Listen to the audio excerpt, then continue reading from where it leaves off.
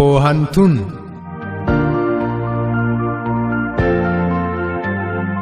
د افغانستان د پوهنتونونو پیژندنه او د لوړو زده کړو بهیر.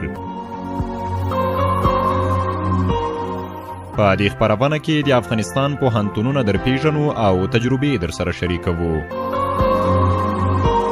پوهنتون د افغانستان د پوهنتونونو پیژندګلوي.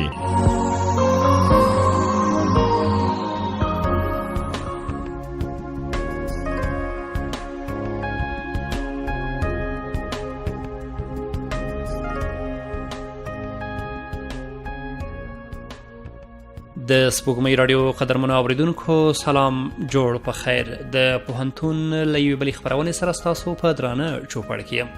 په دې خپرونه کې آشنا د لوړو زده کړو مؤسسه در پیژنو په دې هیله چې د خپرونې تر پایه راسره ملتیا وکړئ.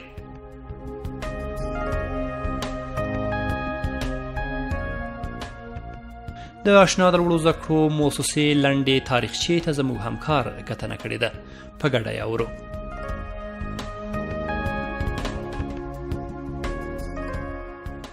له نن څخه نږدې 18 کاله مخکې کله چې له ښوونځیو څخه د فارغېدونکو زده کوونکو شمېر لوړ شو، نو لوړو زده کړو وزارت نشو توانېدلی چې د 12مو ټولګیو ټول فارغین دې د لوړو زده کړو او یا هم نیمه لوړو زده کړو لپاره په دولتي پوهنتونونو او یا مؤسسو کې جذب کړي. نو اړتیا ولیدل شوه چې په دې برخه کې خصوصي سکتور ته هم اجازه ورکړي تر څو د لوړو زده کړو له معیارونو سره سم خدمات پیل کړي او په خصوصي پوهنتونونو او مؤسسو کې محصلین لوړې زده کړې وکړی شي. دغه هڅان له 2003 کال را په دې خوا کېدله، خو په 2006 کال کې په عملي ډول د لوړو زده کړو مؤسسو ته اجازه ورکړه تر څو په دې برخه کې پانګونه وکړي او محصلین جذب کړي. له دې ډلې یوه هم آشنا د لوړو زده کړو مؤسسه ده. آشنا د لوړو زده کړو مؤسسه په دې ډله کې هغه یوه ده چې د لوړو زده کړو وزارت سره یې په همغږۍ خپلې چارې په 2014 کال کې د 2 پوهنځیو په درلودو سره پیل کړي دي.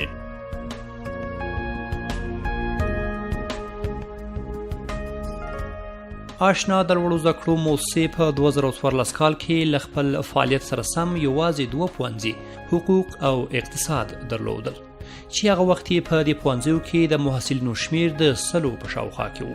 د دې مؤسسې علمي مرستیال ډاکټر سید الرحمن عمران وایي د 4 کلونو په تېرېدو سره آشنا د لوړو زده کړو مؤسسې خورا پرمختګ کړی دی. اوس د دې مؤسسې په هر پوهنځي کې د محصلینو شمیر ان سلګونو ته رسیږي چې په دې کې ښځینه او نارینه دواړه شامل دي. د آشنا پوهنتون په 2014 کال فعالیت باندې پیل کړی دی او په لومړي ځل کې موږ پوهنځي لرل چې د حقوقو پوهنځي او د اقتصاد پوهنځي و چې تقریبا په اوایلو کې موږ 100 نفره زده کوونکي لرل، محصلین هم سره لرل او اوس موږ دغه محصلین تقریبا په هره څانګه کې سلګونو ته رسیږي، سلګونو هم اوښتي.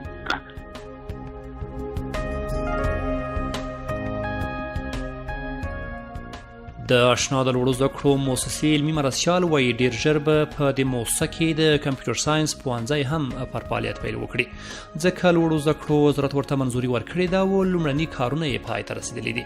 ښاغلی عمران وایي په دې سره به یې د پوهنځیو شمیر 3 ته ورسیږي او د محصلینو شمیر به یې له دې هم لوړ شي.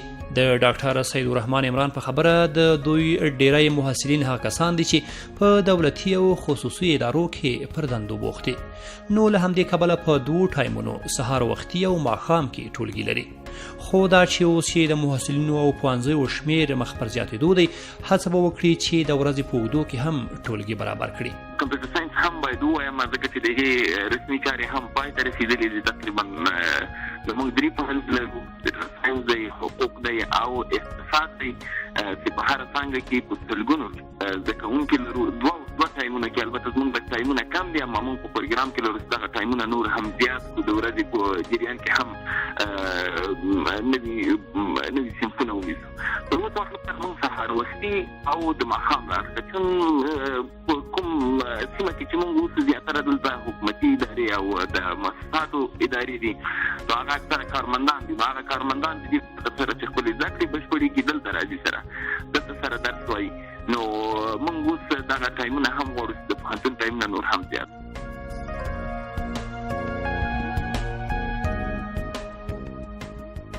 آشنا د لوړو زده کړو مؤسسه اوس مهال لږ تر لږه 80 تنه استادان لري چې په دې کې قراردادي او دایمي دواړه شامل دي.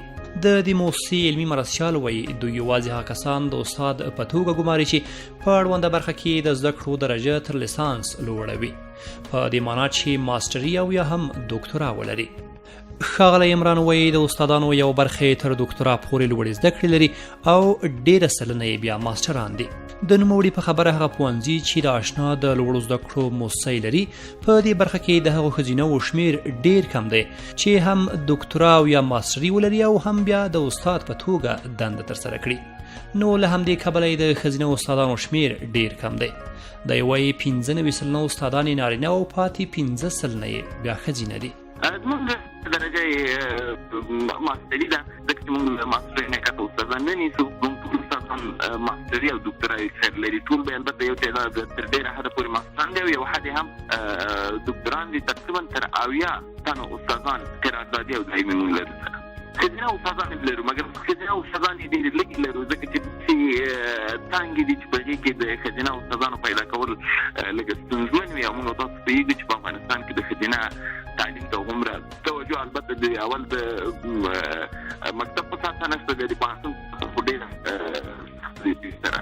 نو اکثریت استادان بلکې اکثریت فیصدي زموږ 95% پورې نارینه استادان دي او 15% ښځینه استادان.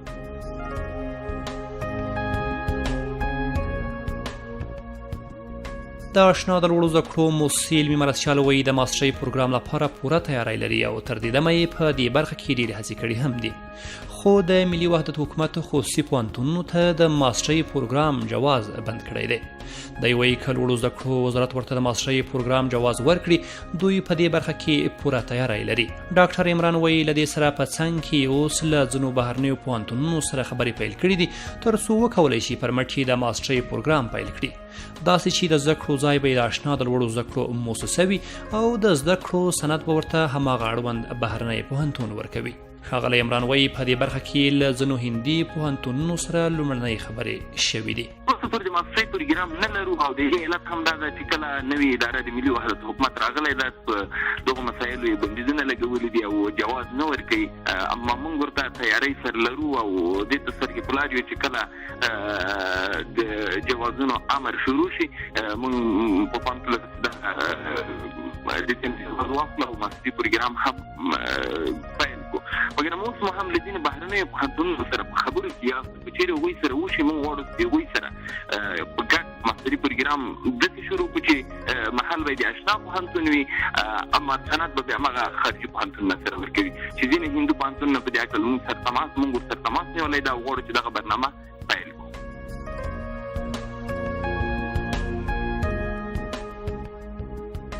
د ډاکټر سید الرحمن عمران په خبره دوی په کور دننه او بهر له پوهنتونونو سره اړیکه لري چې له بهرنیو پوهنتونو څخه یو هم د ګلاکل په نوم هندی پوهنتون دی چې دوی ورسره هوکړلیک لري او له مخې د محصلینو تبادله کوي. د یوې په کور دننه هم له دولتي او خصوصي پوهنتونونو سره غیر رسمي اړیکې لري، خو تر اوسه پورې په دې برخه کې د علمي اړیکو کومه رسمي هوکړه نه ده لاسلیک کړې. د ښاغلي عمران په خبره هڅه دا ده چې له بهرنیو پوهنتونونو سره په اړیکه کې شي تر څو وکولی شي د هغوی له تجربو څخه ګټه واخلي. له بهرنیو پوهنتونونو سره موږ اړیکې لرو. دا در حاله له هندي پوهنتون ګلاکل په نام یو پوهنتون سره موږ ایمویو لرو، لکه هغه تفاهم نامه لرو د شاګردانو د تبادلې او په نورو برخو کې. او موږ د دولتي او غیر دولتي پوهنتونونو سره البته غیر رسمي اړیکې لرو، خو تر اوسه رسمي اړیکې ورسره نشته دي. او موږ غواړو چې دغه اړیکې رسمي اړیکو ته واړو او له دغو پوهنتونونو سره رسمي اړیکې پیدا کړو. او له بهرنیو پوهنتونونو سره مو ډېره لیوالتیا ده، ځکه چې غواړو چې بهرنۍ تجربې دلته راوړو او دغه د کلتور اکسچینج یا د فرهنګ او د کلتور د تبادلې مسایل هم رامنځته شي. نو دا په برنامې کې دي، په پروګرامونو کې.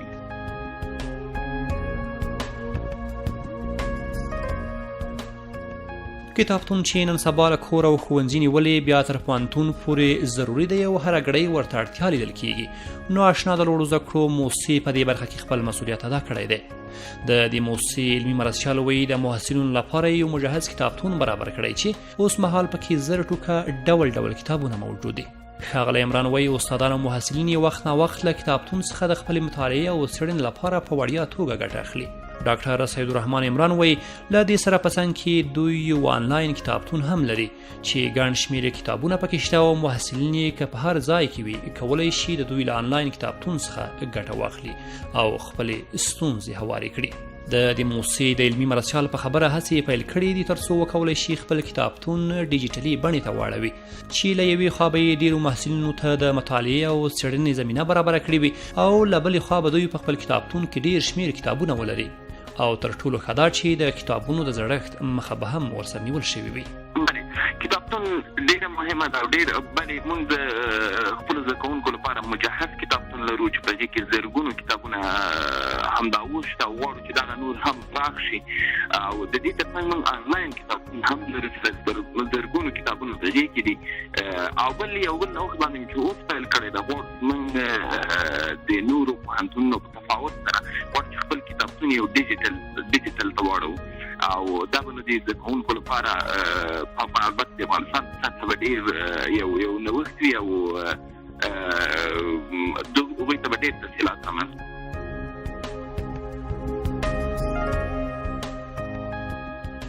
ډاکټر عمران وایي د محصلینو لپاره د زده کړې ډېر امکانات او ښه اکاډمیک چاپېریال برابر کړی دی.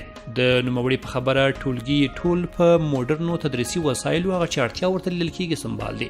ډاکټر عمران وایي له دې سره په څنګ کې دوی وخت ناوخت خپل محصلین په اړونده برخه کې دولتي او یا هم د خصوصي سکتور ادارو ته بیایي ترڅو هلته په عملي ډول کار ترسره کړي، تجربې ترلاسه کړي او هر څه له نږدې وګوري چې دغه څه له محصل سره د علمي زده کړو او له فراغت وروسته د دندې په پیدا کولو کې ډېره مرسته کوي. د محصل لپاره ډېر امکانات اول په دا چې موږ صنفونه ټول په هغو مدرنو لرنینګ مواد باندې مجهز دي. د دې نه علاوه موږ خپل محصلین وخت دولتي سکتور او خصوصي سکتورونو ته بیایو الټرنیټیو نه دوی عملي زده کړې کوي، عملي شیان سره ویني. همدارنګه نور د زده کړې هغه کوم همکار مسایل چې دي هغه هم خپل شاګردانو ته خپلو محصلینو ته سره وایو او په دې برخه کې هم سره مرسته کوو.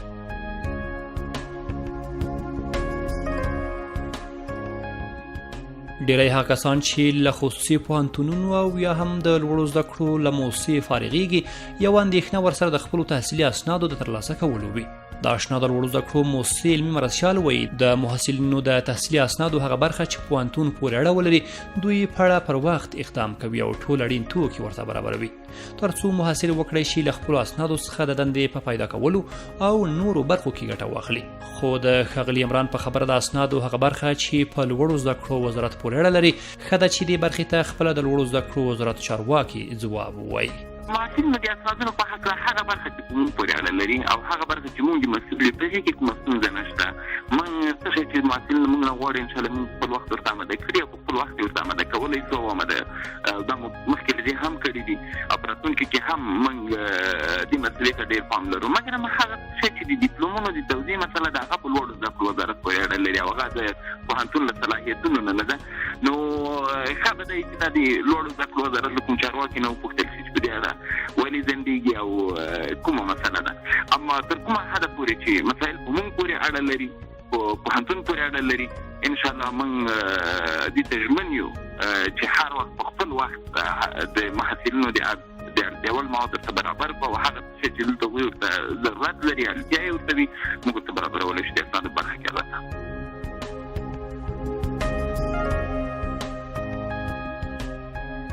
د موسسې علمي مرستیال وایي دوی په خپله موسسه کې د کوریکولم د تغییر یوه کمیټه لري چې له مخې د کار مارکیټ ته په کتو د خپلو محصلینو لپاره داسې یو کوریکولم برابروي چې محصل وکړی شي له فراغت وروسته ډېر ژر د خپلې خوښې دنده پیدا کړي. اشنا د لوړو زده کړو موسسه د خپلو محصلینو لپاره د کارموندنې او په ادارو کې د کار کولو هغه لارې چارې چې له مخې دوی په اړونده برخه کې لا پرمختګ کولی شي سیمینارونه او پروګرامونه دایروي.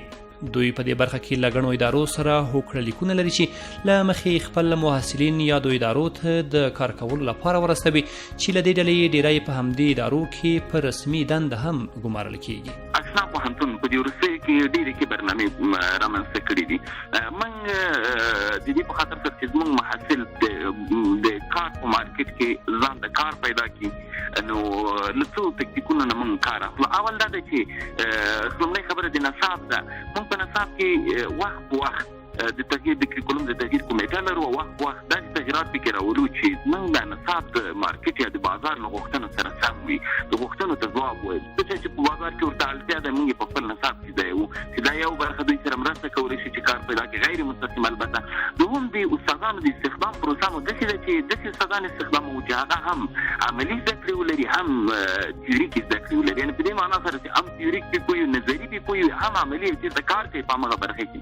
نو دا هم شاګردان سره ډېره مرسته کولی شي چې دوی کارموندنه ځان ته وکړي. اما هغه څه چې په مستقیم ډول سره ده، په مستقیم ډول موږ اوس له دوو لارو نه کار اخلو. اول دا ده چې د خپل د اووم سمستر د اتم سمستر محصلین موږ د انټرنشپ پروګرامونو لپاره بېلابېلو اداراتو ته ورپېژنو چې هلته دوی کار ورسره وکړي او بیا بالاخره هماغلته استخدام شي. دوهم کار مو دا دی چې د زده کړې په جریان کې موږ دوی بېلابېل ادارات د خصوصي سکتور او دولتي سکتور بېلابېلو اړوند اداراتو ته موږ دوی بیایو چې هلته عملي وګوري چې څه روان دي او په څه قسم د استخدام پروسه ده، څه شی اړتیاوې دي. نو دوی هلته د عملي کار لپاره هم وړو تر څو دوی په راتلونکي کې دوی ته آماده شي چې کار ورته پیدا شي.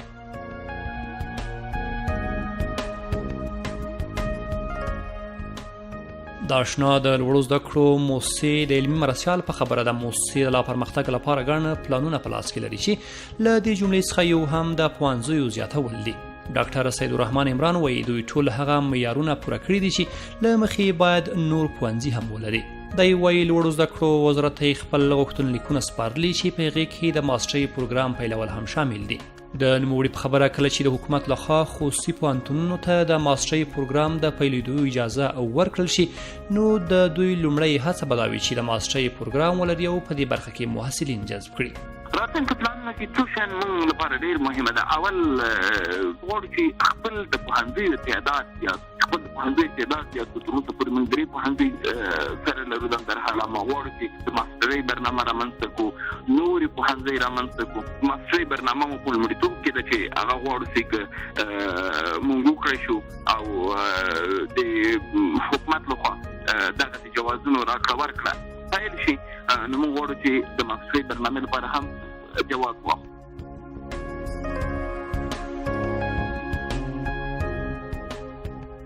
د آشنا د لوړو زده کړو موسسې مشرتابه وایي هغه بورسونه چې د محصلینو لپاره بهرنیو پوهنتونونو او هیوادونو څخه راځي په هغه کې یوازې د دولتي پوهنتونونو محصلینو ته ونډه ورکول کیږي. په داسې حال کې چې په خصوصي پوهنتونونو او د لوړو زده کړو په موسسو کې هم ګڼ داسې محصلین شته چې د دې بورسونو مستحق دي او وړتیا یې لري. دوی له دې وزارت څخه غواړي چې خصوصي پوهنتونونو او د لوړو زده کړو موسسو ته هم په دې بورسونو کې ونډه ورکړي. له دې سره په څنګ کې د دې موسسې اداره له لوړو زده کړو وزارت څخه غواړي هغه استادان چې له دوی سره په تدریس بوخت دي باید د دولتي پوهنتونونو د استادانو په څیر د علمي رتبو په بهیر کې هم شامل شي تر څو دوی هم وکولای شي د هیواد بچیانو ته د خدمت ترڅنګ په معنوي ډول هم ونازول شي او علمي رتبې ترلاسه کړي. ښاغلی عمران وایي لوړو زده کړو وزارت ته پکار ده چې د خصوصي پوهنتونونو استادانو ته هم په کور دننه او بهر کې د هغوی د علمي سویې د لوړولو لپاره په هغه پروګرامونو کې چې دایریږي ونډه ورکړي.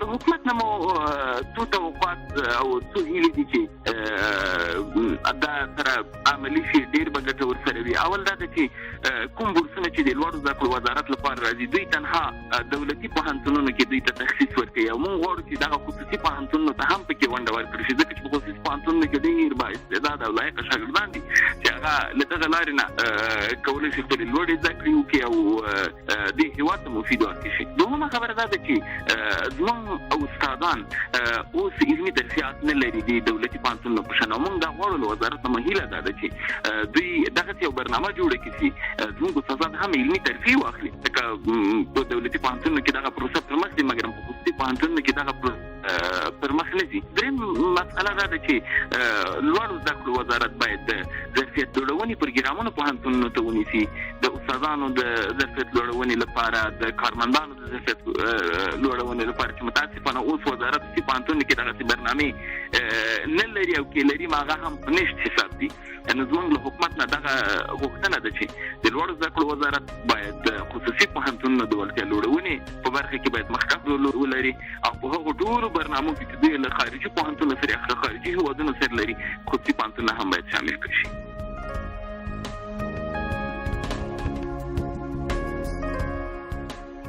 د پوهنتون د خبرونې قدرمنو مینوالو د خبرونه پر همدې ځای پای ته رسیږي. تر بلې خبرونې مو پر لوی خدای سپارم. ښې چارې.